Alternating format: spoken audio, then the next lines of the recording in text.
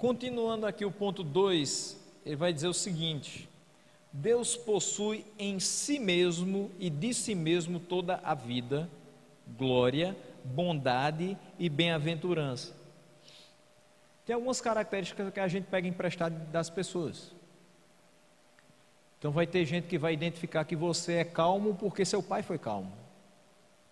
Tem gente que vai dizer você é agitado porque sua mãe era agitada. Você é inteligente porque todo mundo da sua família era inteligente. Deus depende de alguém para ser o que é? Não.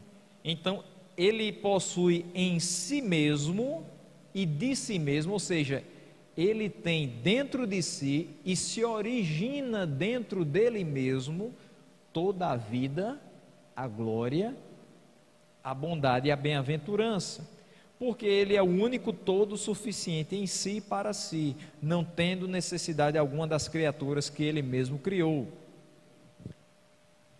Tem alguma coisa que a gente possa fazer para Deus que mude toda a situação que nós temos hoje? E que venha fazer com que ele diga assim: eu preciso desse meu filho. Tem alguma coisa que a gente faça?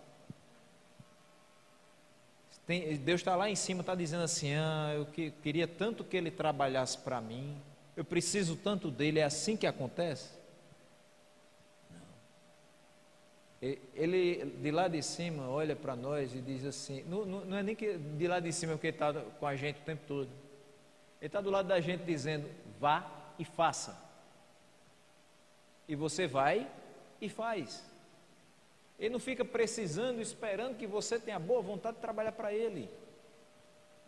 Eu não quero trabalhar para o Senhor, eu tenho outras coisas para fazer. Não tem problema, ele levanta outro. Só que fatalmente você vai fazer. Agora ele vai levantar outro, mas você vai voltar e vai fazer. Senhor, eu não quero ir para Nínive. Aquele povo não merece salvação, Senhor. Eu vou para Tarso. Tudo bem. Enquanto isso, em Nínive, as coisas vão acontecendo. Vai para o ventre do peixe. Aprende um pouquinho a depender de mim. Aprende um pouquinho a fazer minha vontade. Reflete um pouquinho na sua decisão.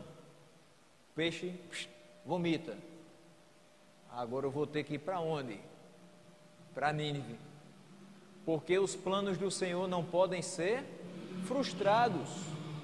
Eu posso até dizer que não quero, mas não sou eu que vou mover o mundo, é Ele, então eu vou, querendo ou não, mas eu vou.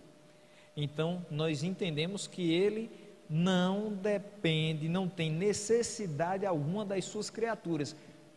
E por que a gente faz o que faz? Porque Ele nos dá o privilégio de fazer. É privilégio fazer o que nós fazemos para Deus, trabalhar na sua causa, trabalhar na sua obra.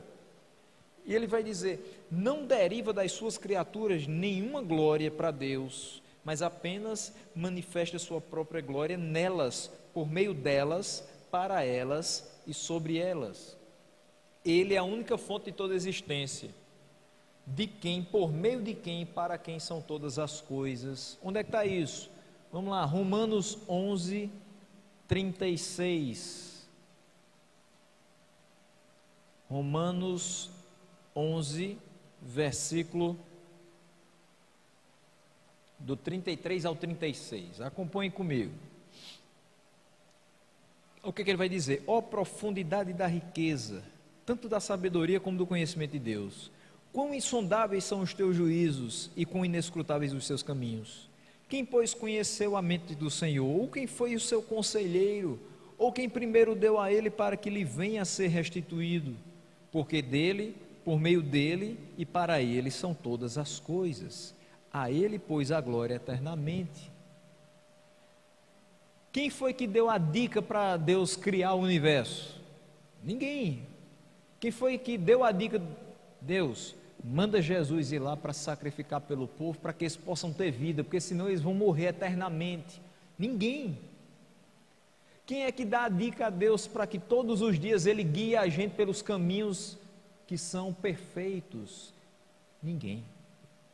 A gente não pode dizer, ô Senhor, se fosse dessa maneira, ficava melhor. Porque a gente não sabe absolutamente nada, quem sabe é Ele. Quem tem todo o conhecimento é Ele. Ele é a fonte da vida. Por que a gente está vivo?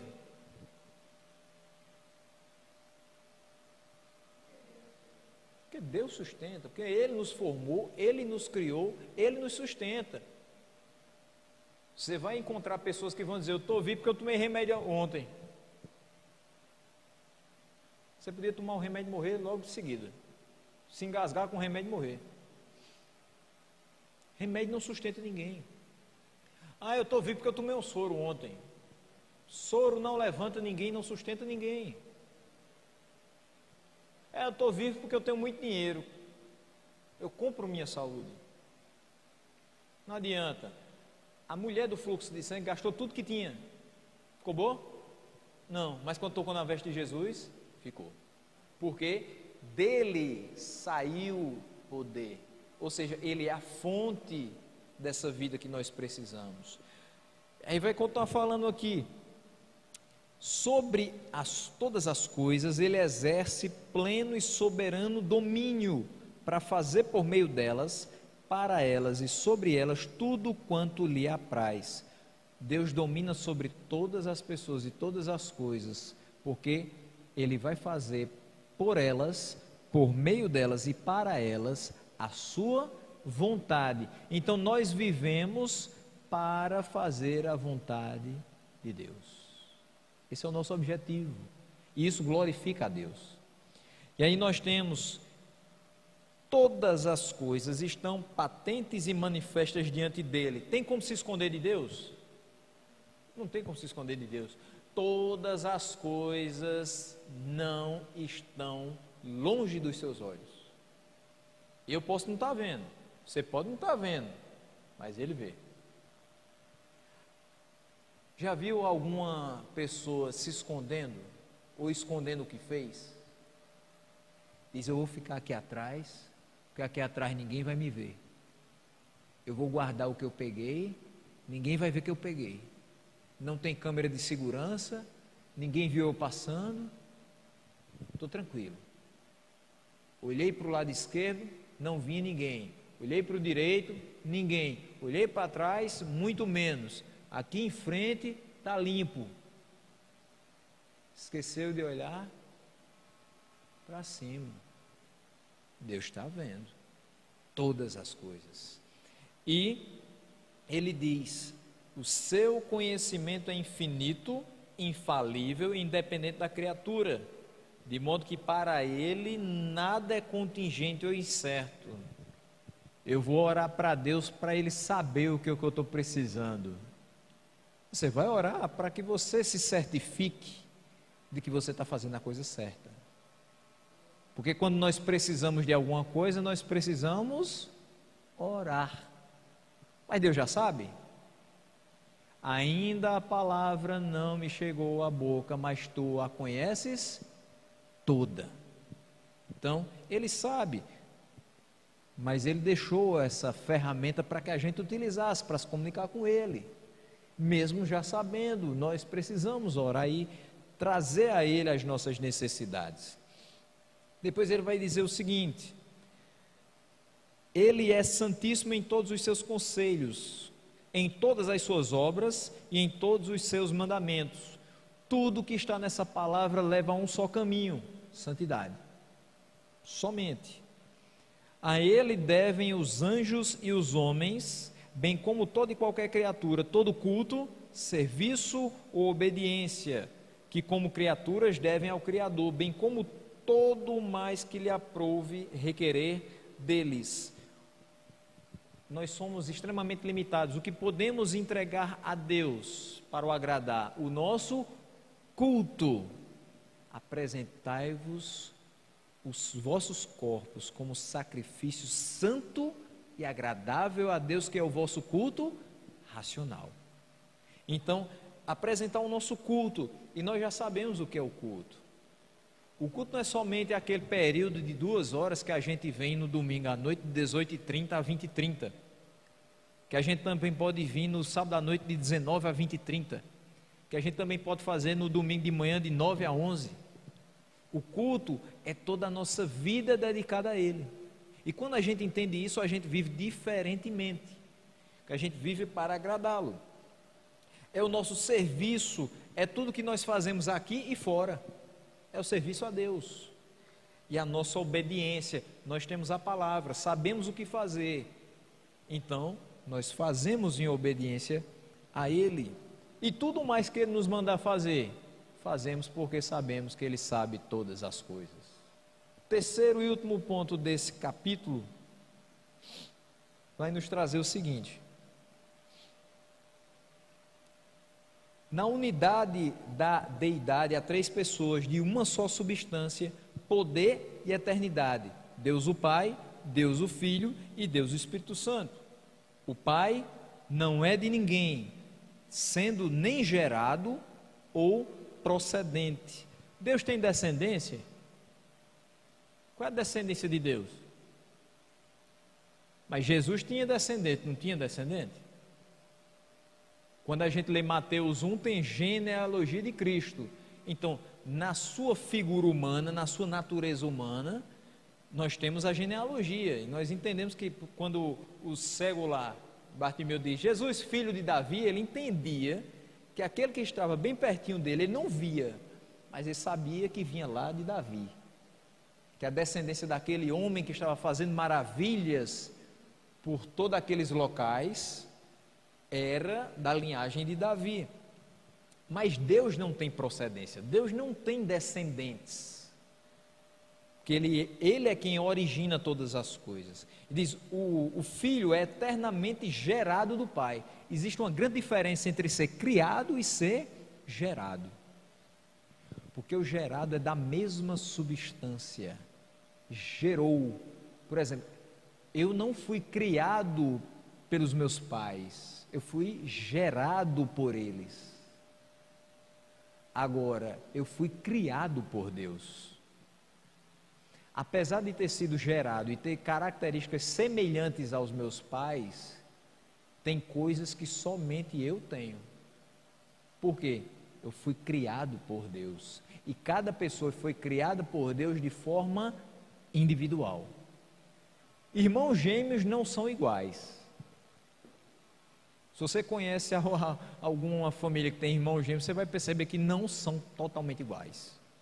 A minha digital não é igual à sua. O desenho dos meus pés não é igual ao desenho dos seus pés. E mesmo que eu tivesse um irmão gêmeo, também não seria igual. Porque cada pessoa foi criada individualmente. E o Filho é eternamente gerado do Pai. Quando nós falamos há uma só substância entre os três, então o Filho precisa ter sido gerado do Pai. E o Espírito também gerado do Pai. E aí vai dizer que o Espírito é eternamente procedente do Pai e do Filho. A doutrina da Trindade é o fundamento de toda a nossa comunhão com Deus e de todo o nosso conforto na dependência dEle. Você tem como ser crente sem olhar para o Espírito Santo? Tem como a gente ser crente dizendo assim, o Espírito Santo não existe não. Tem como ser crente? Não. Tem não. Tem como ser crente dizendo, Cristo não existe não, é só Deus e o Espírito Santo. Não dá. Tem como só considerar o Filho e o Espírito Santo de Deus? Não. Também não. Os três se complementam nessa história que nós precisamos crer, porque é a base da nossa comunhão e do nosso conforto na dependência de Deus. Capítulo 2, capítulo 3, na realidade é do decreto eterno de Deus. Eu vou entrar um pouquinho nele, mas a gente não vai até o final dele, porque são vários pontos, são 8. Hoje a gente vai ver pelo menos 2 deles, até porque eu quero mastigar um pouco mais a questão do decreto eterno de Deus. O que diz? Desde toda a eternidade, pelo sapientíssimo e santíssimo conselho de sua própria vontade, Deus ordenou livre e imutavelmente tudo quanto acontece. Vejam, o próprio texto nos diz que Deus nos escolheu antes da fundação do mundo, ou seja, na eternidade. E nós vemos que as suas escolhas, os seus decretos, são pelo sapientíssimo e santíssimo conselho de sua própria vontade.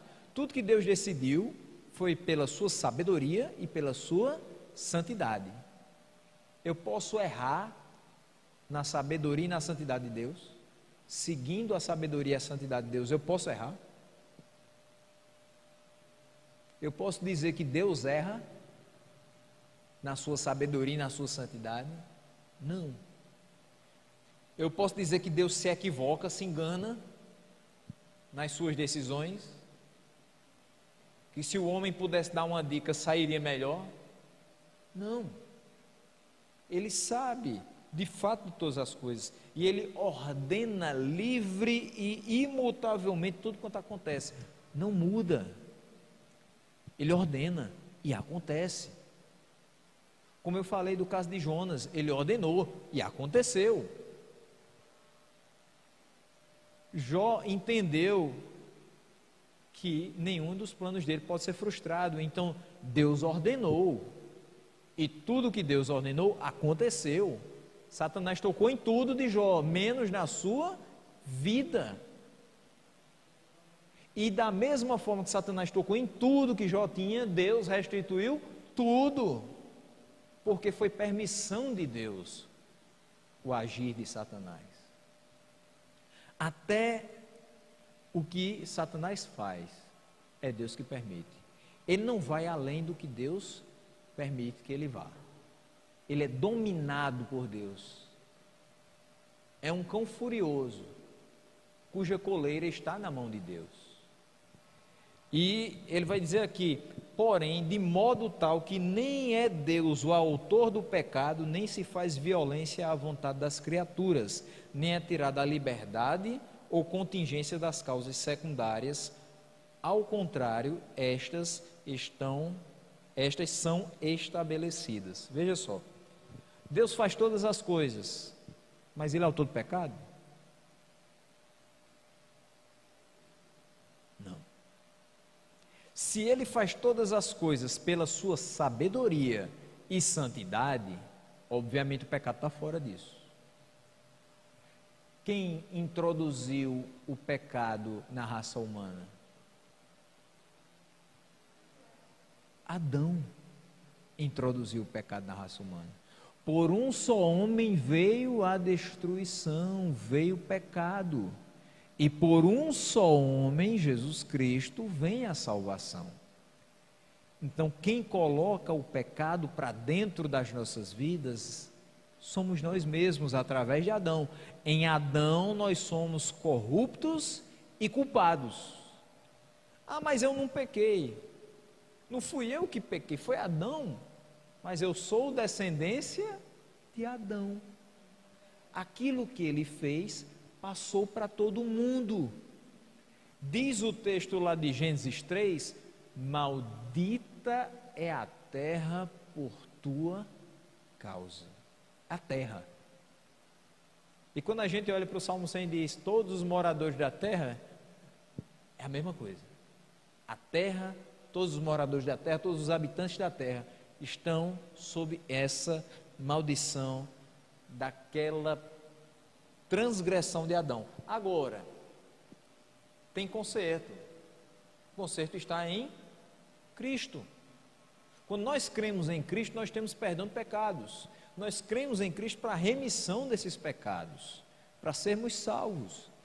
Então, há uma nova aliança feita em Cristo para aqueles que se submeterem à sua vontade e crerem no seu sacrifício. Os outros, não foi Deus que mandou você pecar. Adão poderia não ter pecado, mas dentro do plano eterno, esse pecado já estava colocado pela vontade do próprio Adão, não pela vontade de Deus. Então Adão escolhe pecar, e por essa escolha errada de Adão, nós vamos junto.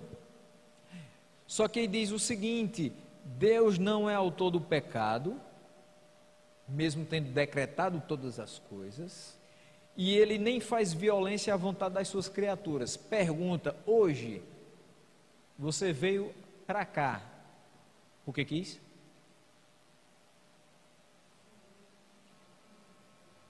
Alguém obrigou você a vir aqui? Alguém puxou você pelo braço? Então você veio porque quis, correto? Todo mundo aqui veio porque quis? Veio. Se estivesse chovendo, talvez a gente não tivesse vindo. A gente diria, eu não vim por conta da chuva. Mas mesmo com chuva, não dava para vir de sombrinha, de guarda-chuva. Então, eu não vim porque eu não quis. Todo mundo aqui hoje, no almoço, comeu alface? Não. Por quê? Porque eu não quis. Porque se tivesse vontade, ia no mercado, ia na feira, comprava alface, botava no cardápio do almoço. Mas você não quis. Você está usando a roupa que está usando agora, porque você abriu o seu guarda-roupa e você quis vir com esta roupa. Ou seja, nós não somos brinquedos, marionetes na mão de Cristo, na mão de Deus. Nós não somos comandados a tal ponto que nós não tenhamos vontades. Nós fazemos escolhas. Nós não temos capacidade para escolher a salvação, mas qualquer outra coisa na vida, podemos escolher. Você escolhe toda hora. Você escolhe a igreja que você vai frequentar, você escolhe o local que você vai viajar nas férias, você escolhe a comida que você vai comer durante todo o dia, você escolhe a roupa que você vai usar para sair de casa, você escolhe o nome dos seus filhos, você escolhe muita coisa, mas o homem não pode escolher se é salvo ou não. Isso é diferente. Isso faz parte do decreto eterno de Deus. Depois ele vai dizer, não é tirada a liberdade ou contingência das causas secundárias, elas são estabelecidas. Você decidiu, eu quero ir para a igreja. E o que aconteceu? Você veio, se estabeleceu. Dependia de quem primeiramente você vir ou não. Primeiramente, de Deus. Mas secundariamente, depende de quem você vir ou não. De você mesmo. Você diz, se Deus quiser eu vou. Não é assim que a gente fala? Se Deus permitir eu vou. E você escolhe vir. Porque não adianta dizer, se Deus quiser eu vou, e você não ter a vontade de ir. Você está dizendo uma coisa que não vai acontecer. Eu digo assim, ó, se Deus permitir eu vou lá sexta-feira. Chega sexta-feira, eu não tenho um pingo de vontade de ir. Deus permite que você vá, mas é você que está dizendo, eu não quero, não estou com vontade de ir. Ele permite, se você decidir que vai, ele permite que você vá. Se não vai lhe causar nenhum problema, se estiver dentro da vontade dele. Mas é você quem vai decidir se vai ou não. Porque essa é uma causa secundária, não tem nada a ver com sua salvação. Tem a ver com o curso natural da sua vida. Então aqui dali você pode escolher. Então esse é o primeiro ponto do decreto de Deus. Ele decreta sim todas as coisas, mas ele nos dá a liberdade de viver. Ele não nos prende a tal ponto que a gente não possa fazer escolhas. Mas nós sabemos, quando nossas escolhas se concretizam, quem permitiu? Foi Deus. Então nós sabemos, eu faço escolha todo dia. Todos os dias. Sou livre para fazer escolhas, mas elas só vão se concretizar se Deus permitir. Para a gente fechar hoje, o ponto 2 do capítulo 3 do decreto eterno de Deus vai nos trazer o seguinte: embora Deus saiba tudo quanto pode ou há de suceder em todas as circunstâncias imagináveis, contudo ele não decretou coisa alguma por havê-la previsto como futura, nem como algo que haveria de acontecer em tais circunstâncias. O que está querendo dizer com esse ponto 2 é que Deus não agiu como um vidente. Deus não decretou porque sabia que lá no futuro ia acontecer. Ele decretou porque Ele queria que aquilo acontecesse. Veja só, eu posso dizer assim, quando meu filho tiver 18 anos, vai fazer vestibular para medicina. O que garante que ele vai fazer? Nada. Nada garante que ele vai fazer. É sua vontade. Aí digamos que você vê seu filho pedindo brinquedos ligados à medicina. Papai, mamãe, eu quero um estetoscópio. Eu quero uma maletinha de primeiros socorros para ficar brincando. Tá certo. Aí você vê que o seu filho tem aptidão para isso. Ele se afeiçoa com as questões da medicina. Aí você diz: meu filho vai fazer medicina. Porque você está prevendo pelo que está enxergando agora. Diante daquilo que ele pede, diante daquilo que ele faz, você prevê que ele vai fazer. Pode dar certo ou pode dar errado a sua previsão. Pode ser que ele venha a fazer medicina e pode ser que ele não faça. Escolha outra profissão. Porque você está diante da vista. Então você prevê. Agora, Deus não precisa ver a situação de hoje para prever o que vai acontecer daqui a um ano. Ele já decretou. Ou seja, ele não é guiado pelas circunstâncias. Eu posso simplesmente hoje dizer assim: se eu tiver dinheiro, em janeiro eu vou fazer uma grande viagem. Ok. Se em janeiro eu chegar sem dinheiro, essa viagem é cancelada. Certo? Para Deus não existe cancelamento diante de circunstâncias. O que Ele disse está dito. Então, se Ele decretou que em janeiro eu vou fazer uma viagem, Ele vai prover os recursos para que eu faça essa viagem. Não vai depender somente de mim. Tudo o que Ele faz é porque Ele decreta. Ele é quem ordena. Ele não está olhando lá para frente dizendo: eita, daqui a 20 anos essa pessoa vai passar por isso. Eu tenho que correr para que tudo dê certo até chegar lá. Não. Ele ordena e Ele provê os meios para que a sua vontade seja estabelecida. Então, existem algumas pessoas relacionando isso aqui à salvação. Existem algumas pessoas que acham que Deus lhe salvou porque Ele viu que quando lhe pregassem a palavra você acreditaria. Então, Deus me salvou porque Ele sabia que lá no futuro, quando a palavra fosse pregada para mim, eu ia acreditar. Aí meu irmão, que não é salvo, Deus sabia que no futuro, quando pregasse para ele não seria salvo. Ele não ia acreditar. Aí Deus não salvou. Não é assim que a coisa funciona.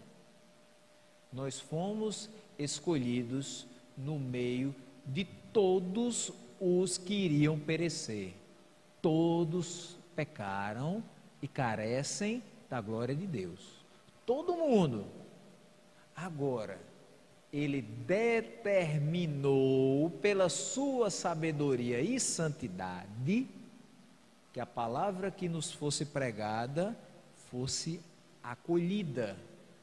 Nós ouvimos a palavra, nós acolhemos a palavra, nós vivemos hoje pela palavra e somos salvos.